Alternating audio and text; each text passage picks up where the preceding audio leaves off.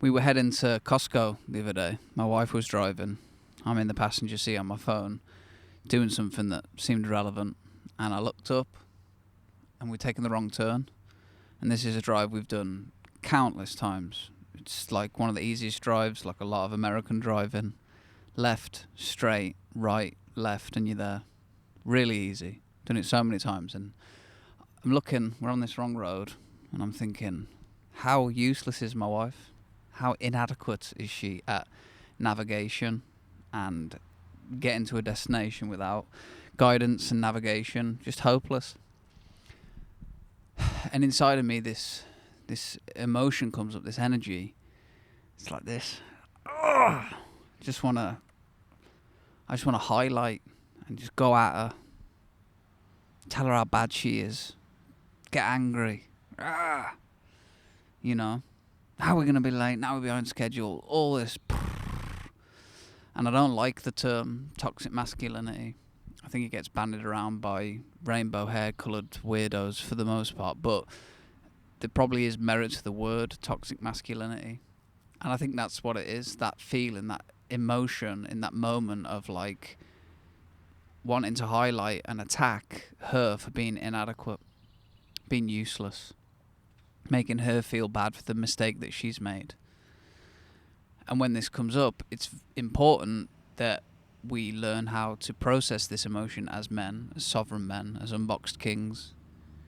Because if we don't, it leads to problems. And I'm obviously not making this up. Divorce rates through the roof. And I've seen other men respond in this scenario where they just get crazy and they just get mad at their woman. And I don't think that's the right way. I don't think that's the way. So instead, it's important that we learn how to process this in a way that is beneficial, that doesn't rock the peace, that doesn't rock the boat, that doesn't cause long-lasting problems.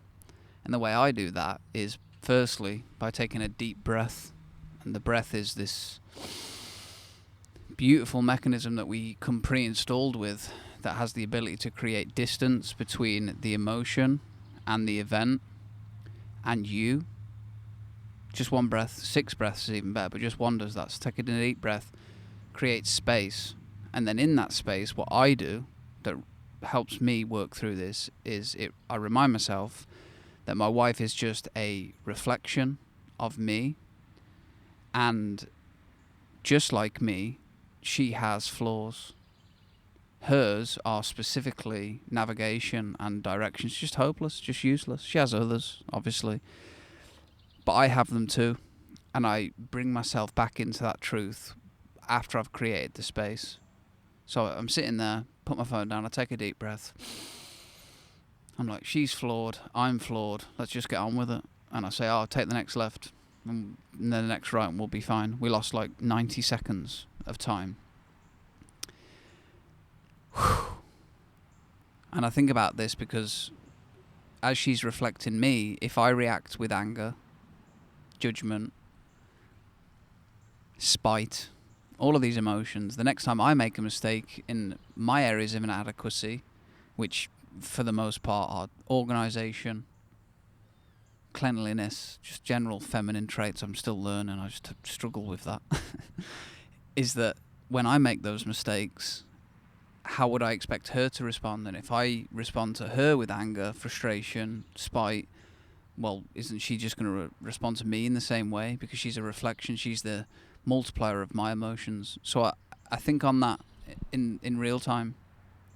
And that's why the breath creates space to resort back to these new programmings, because I didn't get taught this. I went through years of just, oh my God, woman, how could you be so stupid?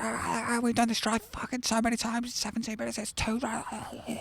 I did that for a number of years and obviously caused problems in all my relationships with women and other people, but mainly women. So this new approach, this new software serves me far better, and I highly encourage that you try it out. Because if you're getting into these little spatty arguments with your significant other, they add up, they compound, and they get stored somewhere energetically in our body. And it also means that in 3 days when you don't put something away, or your flaw is showing, you're going to get anger back, and you don't want that. So it's important that if you're going to be sovereign and have a queen in your life, that you learn how to communicate and control your masculine energy, because we are built to dominate, destroy, take advantage of weaknesses. We have that in us, all of us. Leveraged in the right way, that's an unbelievable power. Leveraged in the wrong way, destructive. So the next time your woman does something inadequate, I'm inadequate too. I have flaws. Love her for where she is. Love her for who she is. And she will reciprocate and mirror that back to me when I fall down.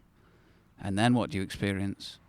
A life of love, bliss, joy. Just a good old time. Try it. Stay in box. Stay as the king you're meant to be. Much love. Peace.